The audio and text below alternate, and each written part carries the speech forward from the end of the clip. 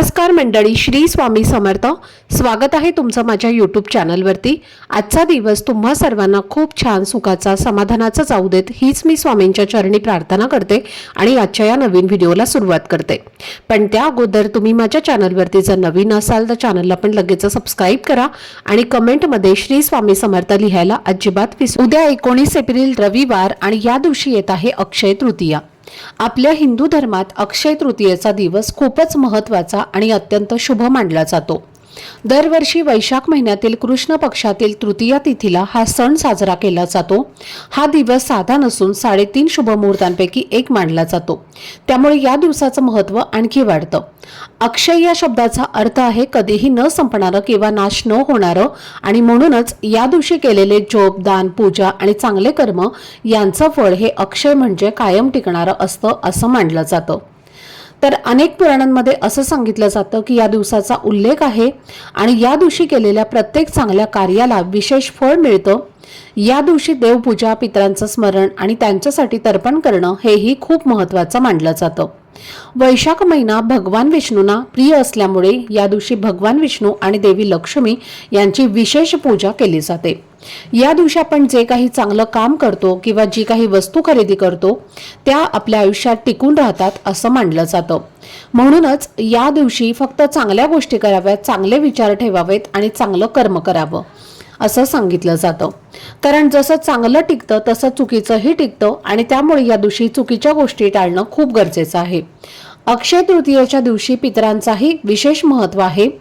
असं मानलं जातं की या दिवशी आपले पूर्वज पृथ्वीवर येतात आणि म्हणून त्यांच्यासाठी पाणी अर्पण केलं जातं, पूजन केलं जातं. त्याचबरोबर या दिवशी सोनं चांदी खरेदी करणं खूप शुभ मानलं जातं. अशी श्रद्धा आहे की या दिवशी घेतलेल्या वस्तूंमुळे घरामध्ये सुख, शांती, समृद्धी, ऐश्वर्य वाढतं. या दिवशी सूर्योदयाच्या वेळी लवकर उठून स्नान करून भगवान विष्णूंची पूजा करणं, कथा ऐकणं याला विशेष असं महत्त्व आहे. जे लोक गंगेत स्नान करतात त्यांना पवित्र फळ मिळतं, पण प्रत्येकाला तिथे जाणं शक्य नसतं. त्यामुळे घरच्या घरीही योग्य पद्धतीने स्नान करून आपण पुण्य मिळवू शकतो.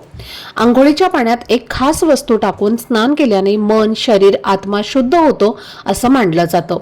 जर तुमच्यावर कोणती नकारात्मक ऊर्जा असेल, नजर लागली असेल किंवा अडचणी असतील तर त्या दूर होण्यासाठी हा दिवस खूप प्रभावी मानला जातो. योग्य श्रद्धा आणि भावनेने केलेले छोटे छोटे उपायही आयुष्यामध्ये सकारात्मक बदल घडवू शकतात.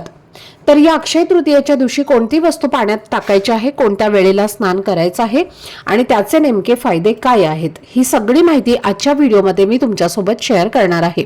त्यामुळे व्हिडिओ हा स्किप न करता शेवटपर्यंत नक्की पहा, जेणेकरून तुमच्यापर्यंत योग्य ती माहिती पोहोचेल.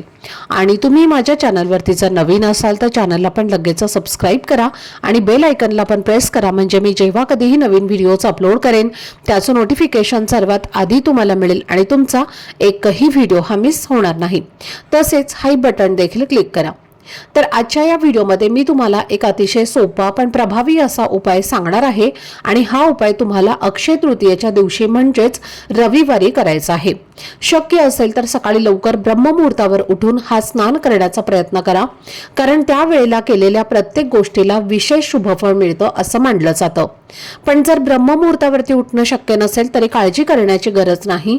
तुम्ही जेव्हा अंघोळ कराल तेव्हाही हा उपाय करू शकता. फक्त मी सांगणार आहे त्या काही साध्या वस्तू अंघोळीच्या पाण्यामध्ये तुम्हाला टाकायच्या आहेत. हा उपाय इतका सोपा आहे की घरातील प्रत्येकाने तो करायला हवा. अगदी लहान मुलांपासून ते मोठ्यांपर्यंत सर्वांनी या दिवशी पाण्याने स्नान केलं तर याचा चांगला परिणाम दिसून येतो. अनेक वेळेला आपल्या पत्रिकेत काही दोष असतात किंवा परिस्थिती अशी होते की खूप मेहनत करूनही आपल्याला यश मिळत नाही आणि तेव्हा मनात निराशा येते. अशा वेळी हा छोटासा उपाय तुम्हाला सकारात्मक ऊर्जा देऊ शकतो आणि तुमच्या प्रयत्नांना योग्य दिशा मिळवून देऊ शकतो. असं मानलं जातं की अक्षय तृतीयाच्या या शुभ दिवशी जर आपण श्रद्धेने आणि मनापासून काही विशेष गोष्टी केल्या तर आपल्या आयुष्यामध्ये अडथळे कमी व्हायला मदत होते आणि यश, धन, सुख आणि समाधान आपल्या आयुष्यामध्ये येऊ लागतं.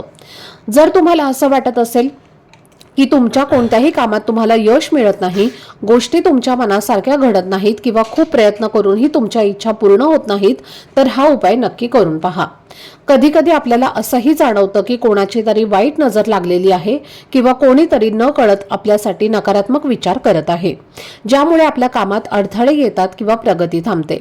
अशा वेळी हा उपाय मनाला बळ देणारा ठरू शकतो आणि नकारात्मकतेपासून दूर राहण्यास मदत करू शकतो।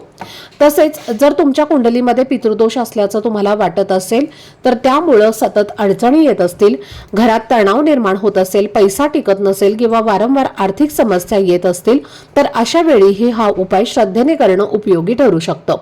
प्रत्येकालाच वाटतं की आपल्या आयुष्यात लक्ष्मीची कृपा कायम राहावी, घरात सुख, शांती, समृद्धी नांदावी आणि कोणत्याही प्रकारच्या अडचणींपासून आपण दूर राहावं। म्हणूनच या पवित्र दिवशी आपण हा छोटासा उपाय करणार आहोत, जो तुमच्या आयुष्यात सकारात्मक बदल घडवण्यासाठी एक सुंदर सुरुवात ठरू शकतो। आता हा उपाय करण्यासाठी तुम्हाला उद्या रविवारी सकाळी लवकर उठायचं आहे। उठल्यानंतर सर्वप्रथम अंघोळीचं पाणी काढायचं आहे आणि या अंघोळीच्या पाण्यामध्ये तुम्हाला एक हिरवी वेलची फोडून टाकायची आहे। त्यातील ज्या बिया असतात तर त्या तुम्हाला काढून त्या पाण्यामध्ये टाकायच्या आहेत आणि थोडंसं केसर टाकायचं आहे। जर अंघोळीच्या पाण्यामध्ये आपण वेलची आणि केसर घालून या अक्षय तृतीयेच्या दिवशी स्नान केलं तर तुमचा वाईट काळ जो आहे तर तो हळूहळू दूर होण्यास मदत मिळते। त्याचबरोबर तुम्हाला थोडंसं गाईचं कच्चं दूध सुद्धा टाकायचं आहे। अंघोळीच्या पाण्यामध्ये या दिवशी दूध टाकून स्नान केल्याने म्हणजेच अंघोळ केल्याने मनुष्याला दीर्घायुष्य प्राप्त होतं आणि त्याच्या शरीरामध्ये एक प्रकारचं बळ येतं। त्याचबरोबर तुम्हाला पुढची वस्तू टाकायची आहे ते म्हणजे चिमूटभर पांढरे तीळ। पांढरे तीळ तुमच्याकडे नसतील तर काळे तीळ सुद्धा तुम्ही टाकू शकता। या दिवशी अंघोळीच्या पाण्यामध्ये तीळ टाकून अंघोळ केल्याने लक्ष्मीची कृपा मिळते आणि घरात धनसमृद्धीचे आगमन होते। यानंतर पुढची वस्तू आहे ते म्हणजे गंगाजल। जर तुमच्याकडे पवित्र गंगेचं पाणी असेल किंवा गंगाजल असेल तर ते अंघोळीच्या पाण्यामध्ये नक्की टाकायचं आहे। त्यामुळे मन शांत राहतं आणि आयुष्यात सुख शांती येते। गंगेच्या पाण्यासारखेच आपलं शरीर पवित्र होत असतं आणि म्हणूनच थोडंसं गंगाजल सुद्धा टाकायचं आहे। त्यासोबतच तुम्हाला थोडीशी हळद देखील टाकायची आहे। अगदी चिमूटभर हळद तुम्हाला या अंघोळीच्या पाण्यामध्ये टाकायची आहे। हळद जर अंघोळीच्या पाण्यामध्ये टाकली तर नशीब उजळतं आणि शारीरिक कांती आहे तर ती वाढत जाते। त्याचबरोबर हळद घालून स्नान केल्याने धनाच्या संबंधित ज्या काही अडचणी आहेत तर त्या सुद्धा दूर होतात आणि माता लक्ष्मी ही प्रसन्न होते।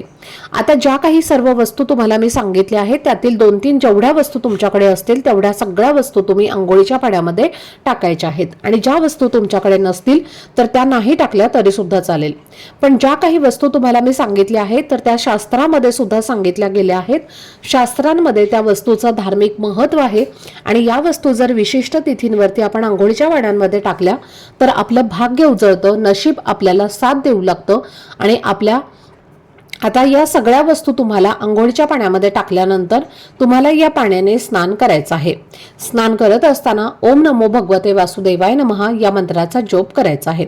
स्नान करून झालं की एका लोट्यामध्ये थोडंसं पाणी घ्यायचं आहे, त्यामध्ये काळे तीळ टाकायचं आहे आणि हे जल तुम्हाला दक्षिण दिशेकडे तोंड करून अर्पण करायचं आहे, कारण हा दिवस पूर्वजांना सुद्धा समर्पित आहे। या दिवशी आपले पूर्वज जे असतात ना तर ते आपल्याला भेटण्यासाठी आपल्या घरी येतात आणि दक्षिण दिशा ही पूर्वजांची दिशा मानली गेली आहे। त्यामुळे दक्षिण दिशेला हे जल तुम्हाला ओम पितृदेवताय नमः हा मंत्र म्हणत हे जल अर्पण करायचं आहे। पितरांना प्रार्थना करायची आहे, क्षमा याचना करायची आहे आणि त्यानंतर स्वच्छ कपडे परिधान करून आपल्या देवघरातील देवांची पूजा करून घ्यायची आहे। धूपदीप अगरबत्ती लावून घरातील वातावरण हे प्रसन्न करायचं आहे। आपल्या घरामध्ये अष्टलक्ष्मी प्रसन्न होण्यासाठी, घरातील दरिद्रता निघून जाण्यासाठी आणि घरामध्ये धनसंपत्ती पैसा हा येण्यासाठी माता लक्ष्मीला मनोभावे प्रार्थना करायची आहे। त्याचबरोबर तुमच्या देवघरामध्ये तुम्हाला माता लक्ष्मीच्या फोटो समोर एक 16 मुखी वातीचा दिवा सुद्धा लावायचा आहे। हा दिवा कणकेचा बनवला तरीही चालेल। दिव्यामध्ये शुद्ध गाईचं तूप घालण्याचा जास्तीत जास्त प्रयत्न करा।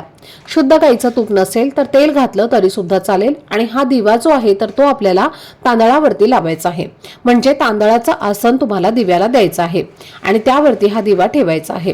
तर अशा पद्धतीने आपण तांदळाचं आसन देऊन जर दिवा लावला तर हे अतिशय उत्तम असतं आणि हा दिवा जर आपण लावला आणि आपल्या घरामध्ये अष्टलक्ष्मी वास करते आणि घरातील दरिद्रता जी आहे तर ती दूर होते। त्याचबरोबर या दिवशी तुम्हाला दिवसभरामध्ये जेव्हा केव्हा शक्य होईल तेव्हा पाण्याचं दान हे नक्की करायचं आहे। तर पहा, तुम्ही बाहेर गेल्यानंतर तुम्हाला एखाद्या बाहेरच्या व्यक्ती दिसला ज्याला पाण्याची खूप गरज आहे, किंवा तुम्ही मंदिराच्या बाहेर गेला तर तिथे अनेक लोक असतात, त्यांना सुद्धा तुम्ही एखादी पाण्याची बॉटल द्या किंवा एखादा मातीचा मटका असतो तर तो घ्या आणि त्यामध्ये पाणी भरा आणि त्या मटक्यासहित हे पाणी दान करा. तर बघा, जो व्यक्ती या दिवशी पाणी दान करतो ना, तर त्या व्यक्तीच्या आयुष्यामध्ये पाण्यासारखा पैसा येतो आणि त्या व्यक्तीचं आयुष्य जे आहे तर ते खूप जास्त सुखमय होतं असंही म्हणतात. आणि म्हणूनच या दिवशी दान हे आवर्जून करावं. शक्य असेल तर अन्नदान सुद्धा तुम्ही करू शकता किंवा इतर वस्तू तुम्ही दान केल्या तरीही चालेल. फक्त तुम्हाला दान करताना बघा, चाकू, सुरी किंवा काळ्या रंगाचे कपडे, स्टील, लोखंड जे आहे तर ते तुम्हाला दान करायचं नाही. आणि या वस्तूंची खरेदी सुद्धा तुम्ही या दिवशी करायची नाही. तर ही अत्यंत महत्त्वाची माहिती मला तुमच्यापर्यंत शेअर करायची होती. आजचा हा व्हिडिओ जर तुम्हाला आवडला असेल, माहितीपूर्ण वाटला असेल तर व्हिडिओला लाईक, शेअर आणि चॅनलला सबस्क्राईब नक्की करा. भेटूयात पुढच्या व्हिडिओमध्ये. तोपर्यंत सर्वांना श्री स्वामी समर्थ. धन्यवाद.